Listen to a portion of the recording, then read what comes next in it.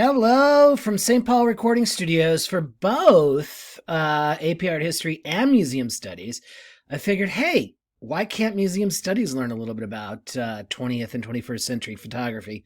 This is a continuation for AP Art History, and there's an embedded question that is worth one homework, my friends. Okay, so let's get started.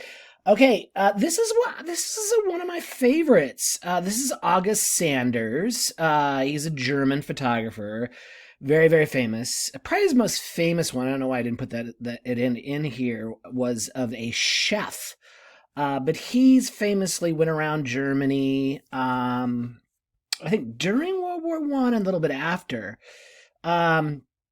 And photograph folks. And this is another favorite of mine. It's called Young Farmers. I did a whole thing on it once, a long time ago in art history, and one of my students did a really great job with it. I still have that project somewhere. Okay, so there's August Sanders. Apparently, he was not liked by the Nazis later on. I just learned that super recently. Okay, this is Edward Steichen. I think his personal history is really fascinating. And so here is a self portrait from 1917. And then this is Moonrise. And he was what would be called a. I'm forgetting the name of it. He's making photographs to be the equivalent of paintings in their focus and overall, the pictorialists, overall what they, he's basically trying to equalize painting with photography, which of course is championed by Alfred Stieglitz in his journal Camera Works. And then what really makes him, I think, very interesting, and I read a really cool historical fiction book on this. He was actually a photographer, a aerial photographer in World War I for the United States. And this is one of his photographs of a French plane. And then he does that, right? And then in 1928, he basically, or the 1920s, and probably a little bit into the 30s as well, he becomes the go-to photographer for Hollywood starlets like Greta Garbo, as you see here. And then this is one of Lillian Gish as Ophelia. And if I remember right, Gish is one of those silent era stars that I don't think it transfers over to the talkies, but I could be wrong. Now, here's somebody that we've recently looked at in AP Art History. This is Imogen Cunningham, and this is a photograph of her. I would have loved for her to be my grandmother. And then she's known for her very close-up photographs, as some of my students know, of flowers, or in this case, well, I guess it's some sort of plant. You guys know I'm horrible with plants.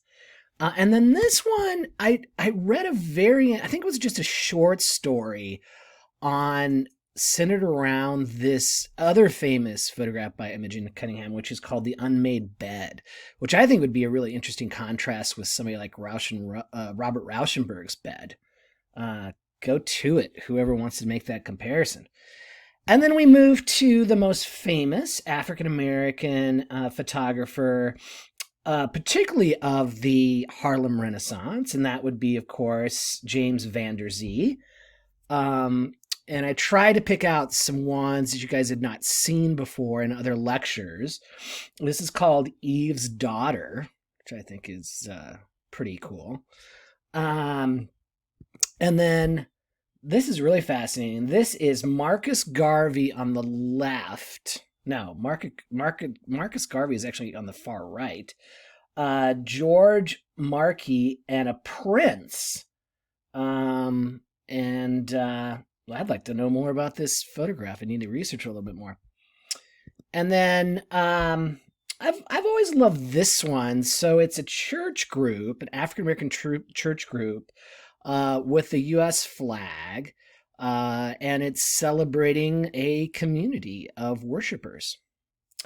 Okay, now we're gonna do a few people who were at one time at least in Mexico City. And this is Tina Modotti, who was Italian or Italian American. I think she was Italian. This is called Workers' Parade. She's an interesting figure in the movie on Frida. You should check it out sometime. And then I don't believe this guy was actually, no, he doesn't. I don't think he has a Mexican connection. Um, I just think it's a really beautiful and very famous photograph. It's called Horst with Model from 1930, and it's done by George H.H.D. Divers. And then I have a poster of this photograph in my room. You've probably seen it before. This is Manuel Alvarez Bravo, and it's called Daughter of the Dancers. So that does have a connection back to Mexico. And then Robert Capa is the most famous war photographer of the 20th century. And this is his most famous photograph. Although lately there's been a lot of discussion about how it was probably posed. For many decades, we thought he had magically captured somebody just having gotten shot. But there's some discussion of that. And Kappa is a really fascinating character. He was in love with a Czechoslovakian photographer who died in the Spanish Civil War. And there was a suitcase of Kappa. This also was a really great historical fiction piece. And then Kappa, there was a lost suitcase of his negatives. And just about 10 years ago, it was found in Mexico, and there was an excellent documentary made about it. And I got a hold of the filmmaker, and she sent me, with some money that I provided, a copy of the documentary, which is really interesting. But anyways, here's Robert Capa. And then we probably don't need to go into much detail about Dorothea Lange, because I just did with the last photography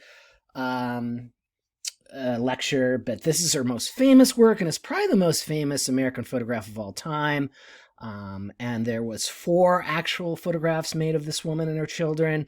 This one turned out to be the most famous. And of course, Dorothea Lange is known for her incredibly empathetic photographs of the poor in the Great Depression. And yeah, we'll just leave it at that. Okay. Now, I also talked about Margaret Burke White, but hopefully we'll get some other ones that you guys haven't seen before.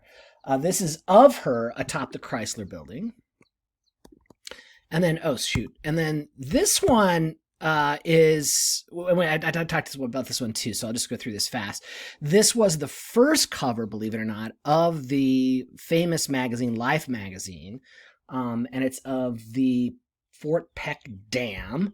And then this one I had not shown you guys before, so Ironies of Ironies, World's Highest Standard of Living, and then all of these people are lining up for food. With that huge sign in the background. And this is in the 1930s. And then she also was an aerial photographer during World War II, the first female. And then she also was with the troops when they had found the Nazi death camps. And so she took some photographs of individuals inside the camps and the repatriation of those camps. A very, very sad part of her overall photography oeuvre. Okay, and then let's go to Walker Evans. So I've probably talked about this before. So Walker Evans and James Agee, who was a writer, went down south in the late 1930s.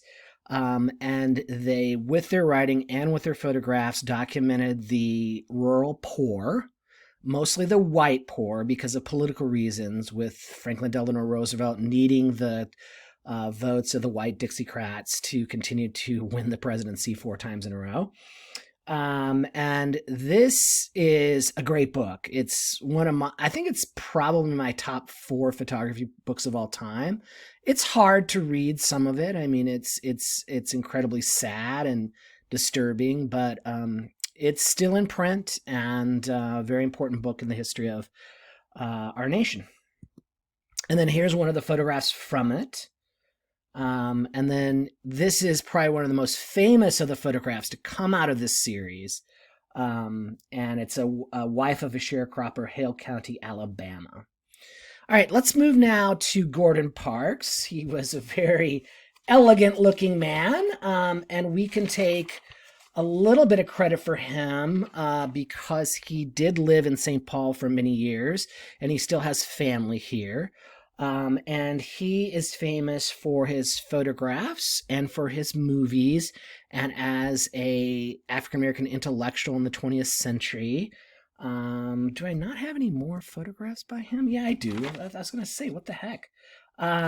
So this is one of his photographs of the Black Muslim community, particularly women. And then, so that's that. And then let's look at Edward Weston. He was in Mexico, and loved Tina Mondati. And he loved a lot of women, let's just be honest. And he was kind of going towards what Imogen Cunningham was with the Artichokes. And then he met this younger woman named Charisse Wilson, and she became his muse. And this is a very famous nude. And then this is probably the most famous photograph of her, and it's pretty interesting. Ansel Adams and Weston and Wilson were all hiking, I believe in Yosemite, when he made this photograph of her. And I have this documentary with her in it. She just died a couple of years ago, and she was like in her late 90s when they did a documentary on her, and I loved it. It was a little risque for the former librarian before Anne, so she had to take it out of circulation. I thought it was fine, but whatever.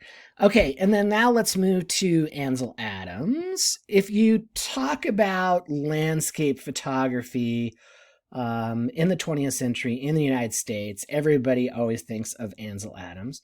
Did you guys know that he was a talented pianist? Very, very talented. Anyway, here he is. And then, of course, he did a lot of photographs of the Half Dome in Yosemite. I've been in somebody's house that has an original Ansel Adams print in Boulder, Colorado, actually.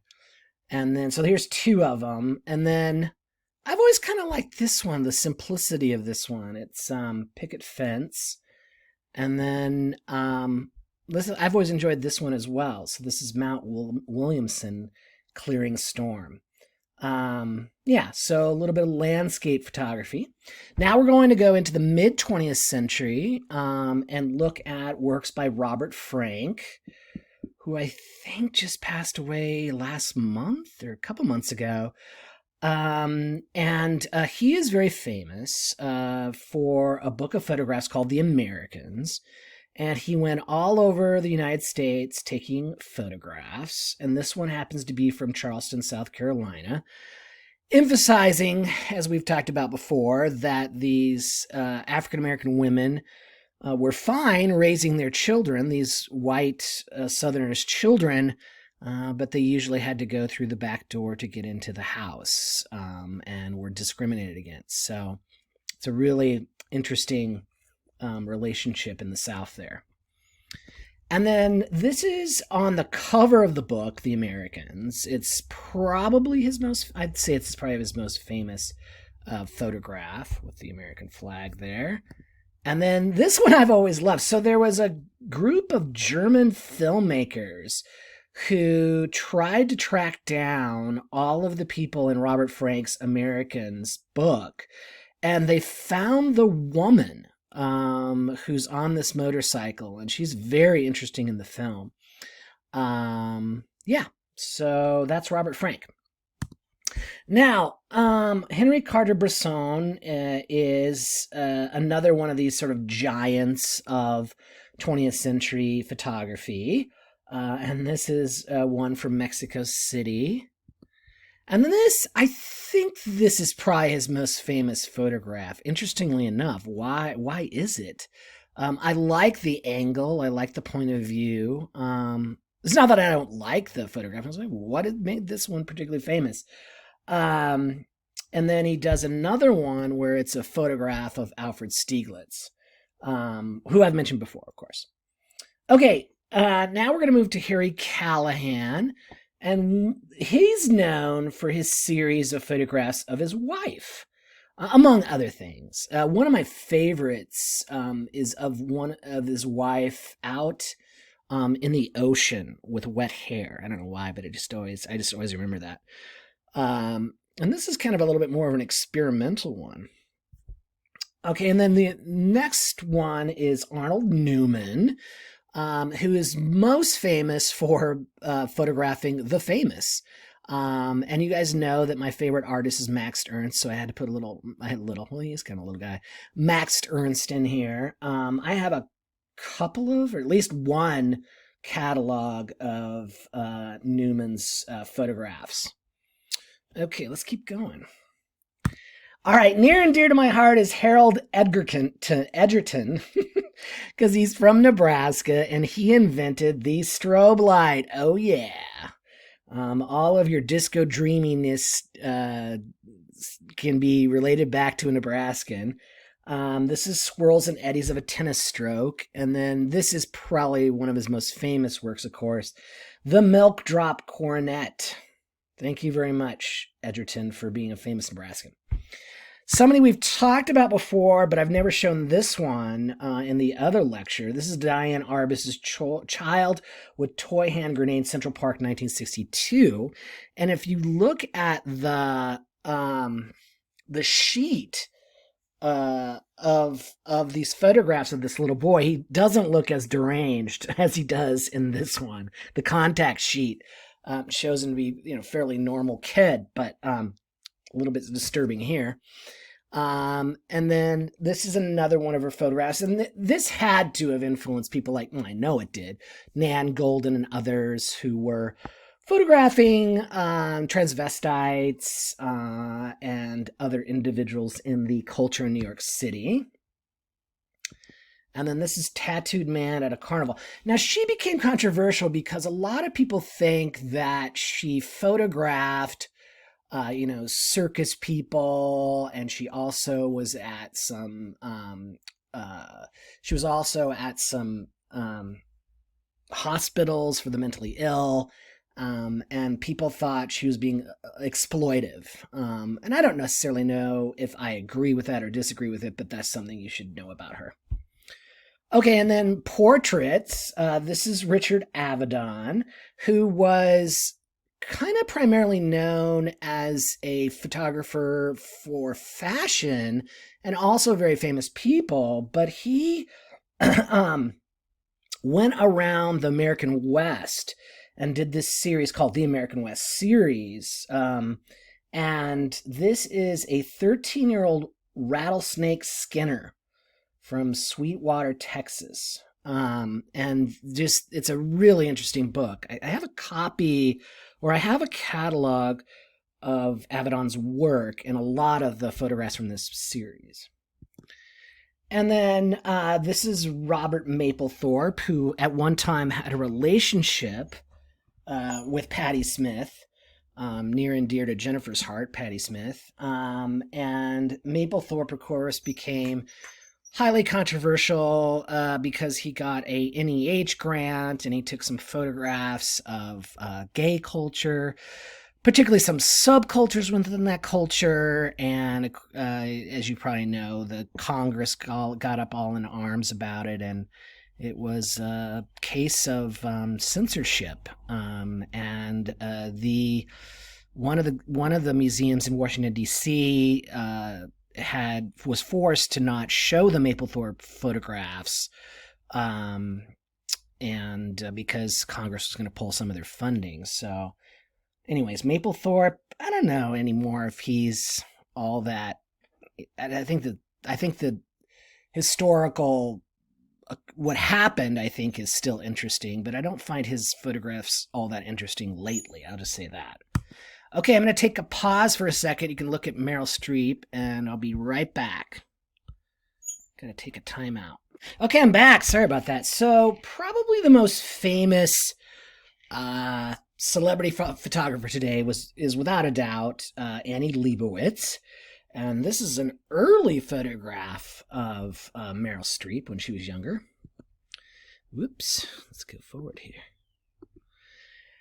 And then here's the very famous photograph of Demi Moore pregnant with her first child, which sparked a lot of interest. Let's just say that. It was on the cover of Vanity Fair, where a lot of Leibovitz's photographs end up.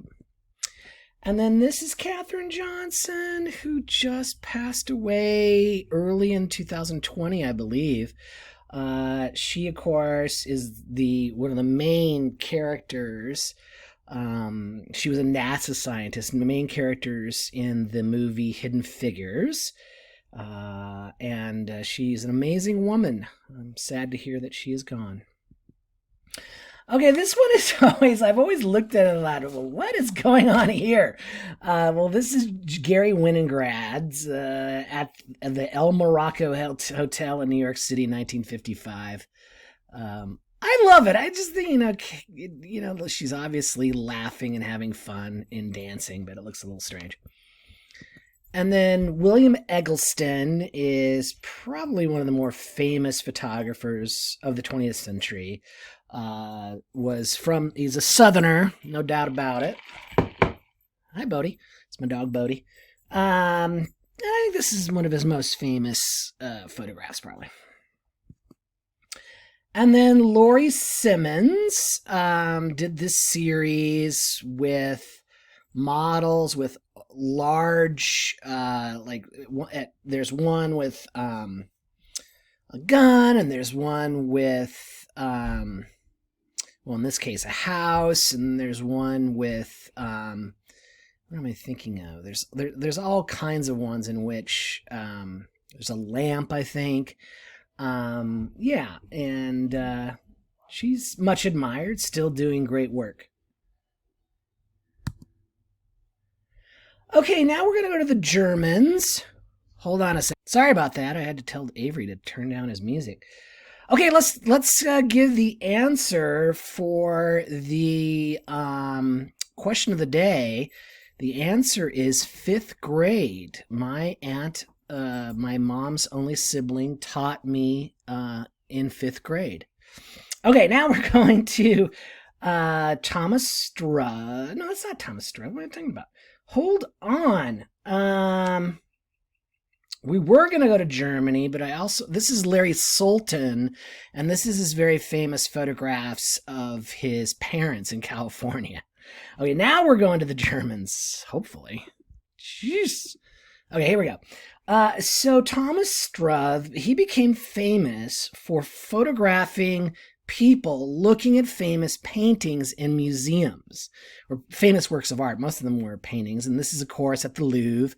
People are looking at Jericho's The Raft of the Medusa. And he also is known for one of the first people to really print his photographs in very large way, to be an equal, just in size, to painting. And then he lits them. And this starts this whole kind of group of people that do this. Excuse me. Oh my God, I'm having some issues. And then this is Andreas Gursky. I have a poster of one of his works in my room.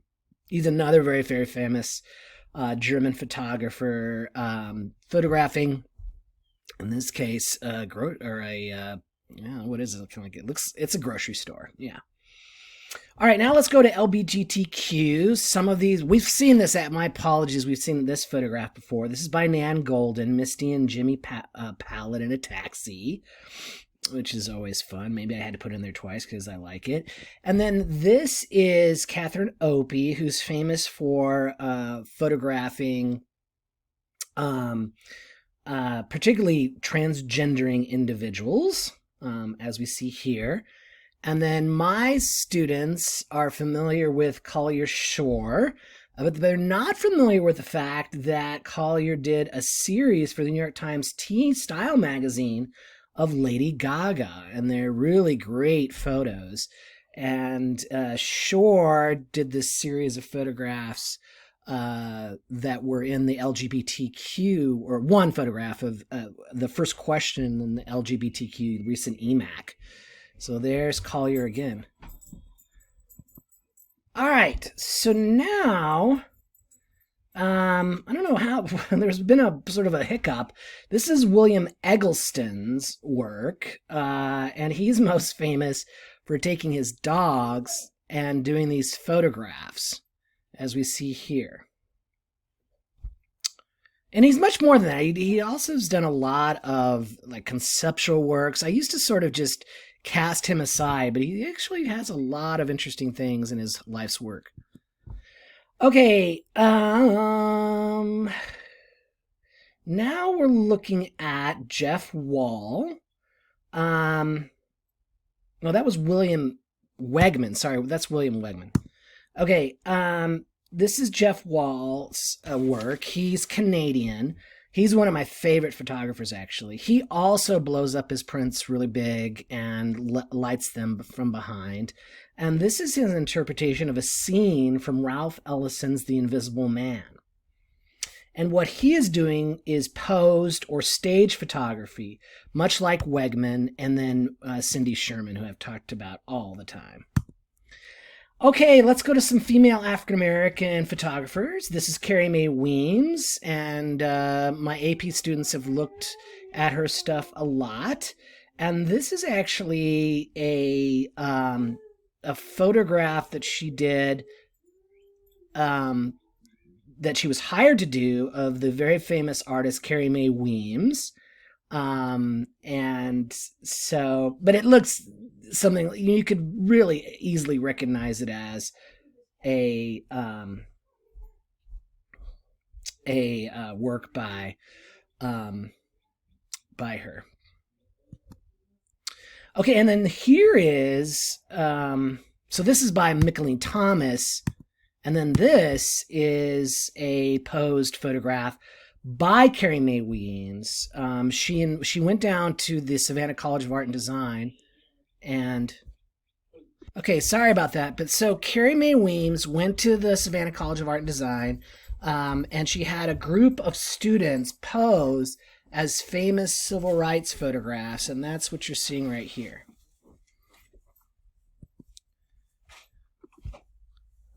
Okay, and then here's Latoya Ruby Frazier. And she is getting, over the last 5 to 10 years, I think she's getting more attention than anybody else in photography. And this is from her very famous series.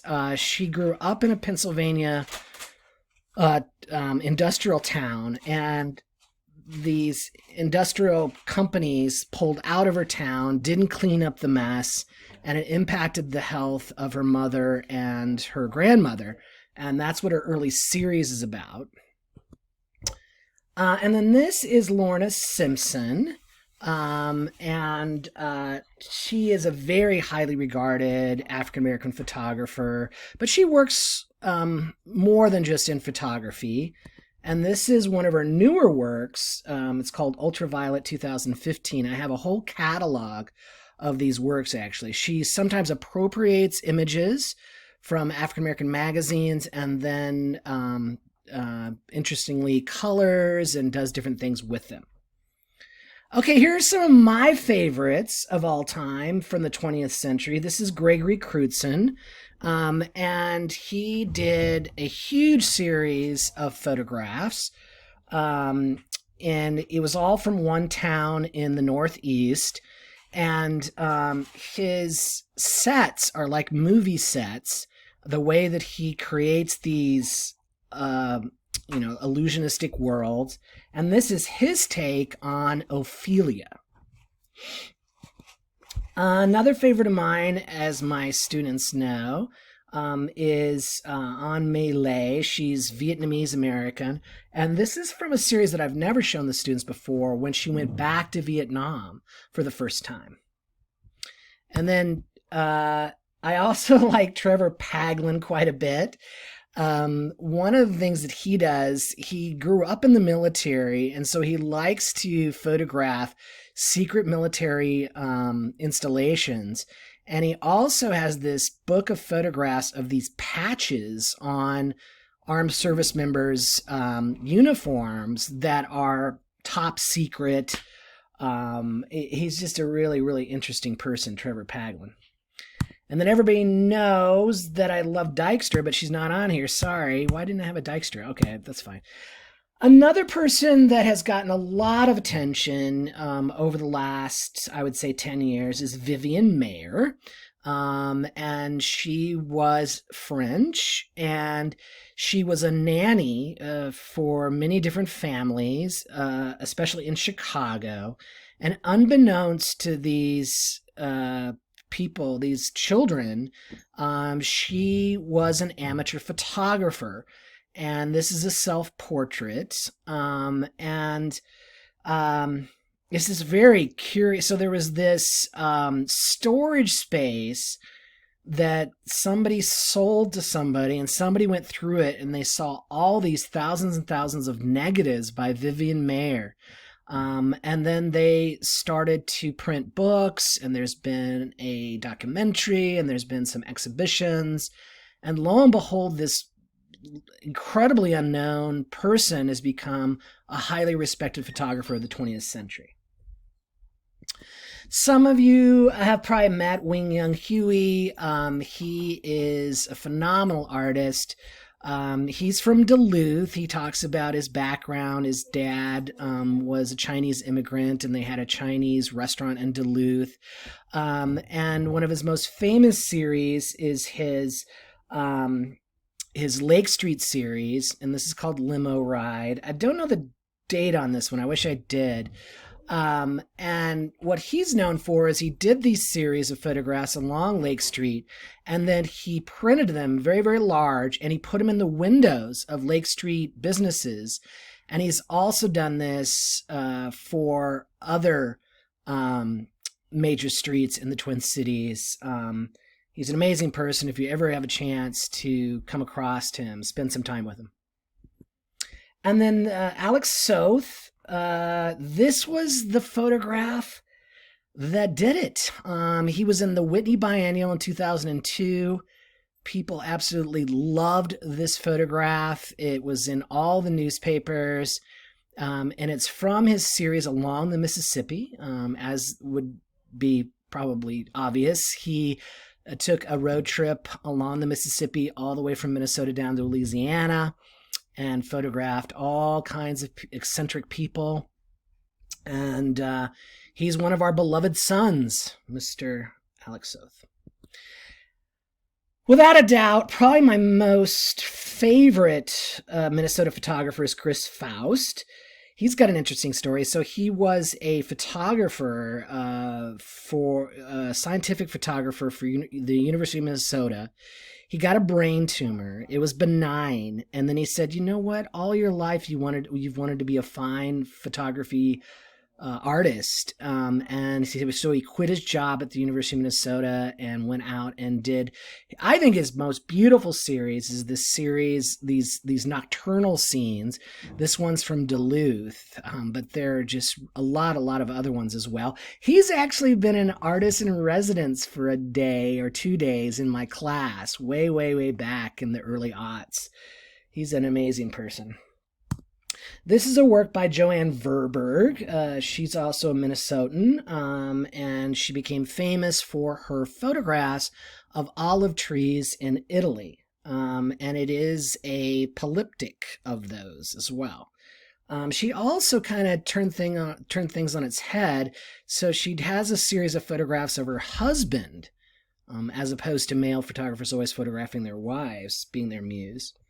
And then last but not least, Paul Shambroom. He's actually a professor at the University of Minnesota, and one of his most famous photography series is of hazmat suit people and first responders. Okay, now we're going to go way, way over to Africa, and we're going to go to Mali. And this is Seydou Keita.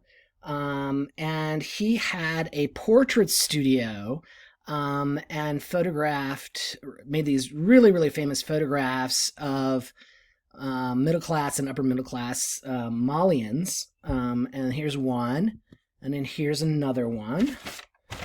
All right, we only got a few more here. What are we looking at for time? 36 minutes? That's not bad.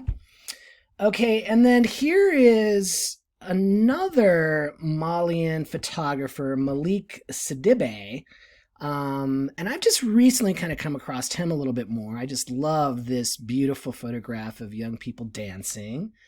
And then here's another one. So these stylish African dandies would sometimes be in front of his camera. Okay, now let's go a little bit more wider internationally. This is a work by Sebastiano Salgado, and what he's famous for are these haunting, incredibly disturbing photographs of, in some instances, slave labor still existing in the world. This is in a gold mine in Brazil. And then this is so this is Zanil Mohuli, and she's also from Africa. I think it's South Africa. But she did this series, Miss Lesbian, and it's her who is the model who's dressed up.